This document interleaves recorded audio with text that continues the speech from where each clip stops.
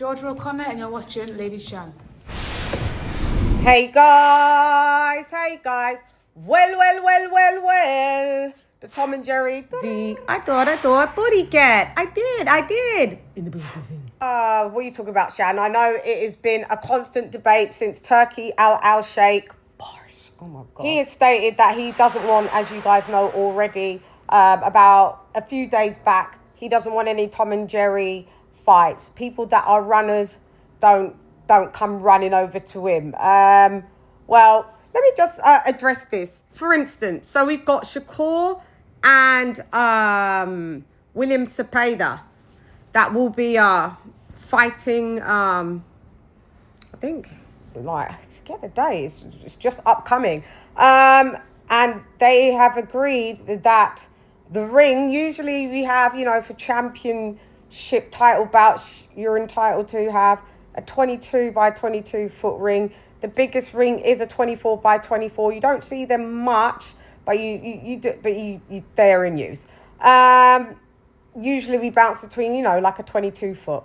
20, well, listen, Linda, they have made Shakur have to sign off to an 18 by 18 foot ring to stop him from running. I mean, I'm not down with everything being called running just because you box on the back foot. Floyd boxed on the back foot. People said he ran. No, he didn't. He stood right in the pocket and you'd swipe and miss him and he'd make you pay. Floyd was the master tactician of hit and don't get hit, but it didn't mean he ran. I mean, we have seen Shakur Stevenson literally put his hands up in the air, arms up in the air, and literally laterally move around that ring for the last round or two. That's running. Running is when you basically are moving laterally, or you're just going backwards and you're skipping around the ring side to side, laterally, and you're not throwing any shots.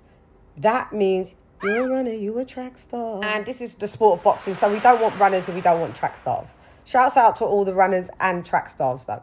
So what my whole point is, because I tell you, this was coming off the heels of Canelo stinking out the joint with William Skull. And everybody wants to just go, oh, it was Skull's fault. No. Skull is the one that did what he did to survive. Canelo's supposed to be this, the greatest of all time Mexican fighters. Well, go get him.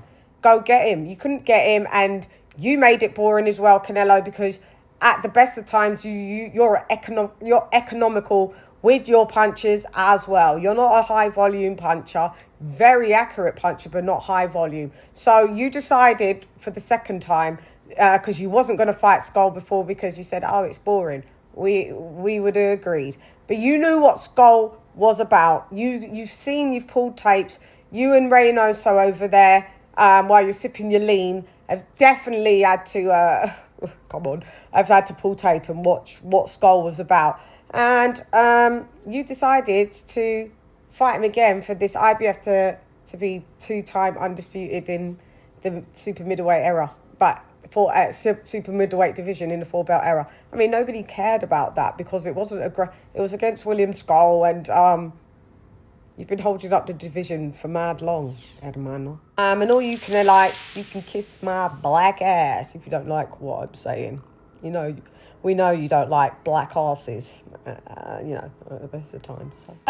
So basically, just stop blaming William Skull for shit, because Canelo's been giving us boring fights for a while now. Let's just call a spade, or a pinata. Gosh. Devin Haney, boring as well. Doing your boring stuff. What you did against Jose Ramirez was just inexcusable. That was pathetic. And here we're going to call a spade because, we both black and, spades. So, because of those two appalling, Canelo tops the chart with Skull of the least shots thrown in any fight over the last 40 years since the implementation of CompuBox. So, you know, he did achieve that amount of greatness, so you just didn't throw nothing. So, yeah, my whole point on this now is, okay, nobody wants to see runners.